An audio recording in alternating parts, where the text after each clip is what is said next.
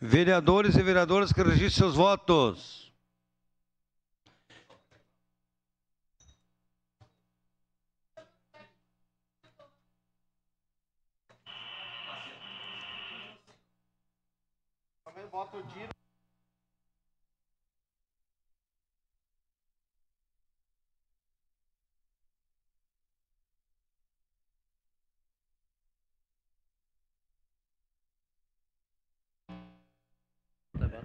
Voto sim, senhor presidente. Obrigado, Marisol. Vota sim.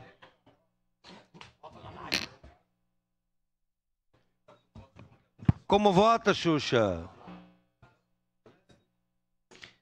Como vota, Xuxa? Desculpa, presidente, eu voto sim. Obrigado, Xuxa.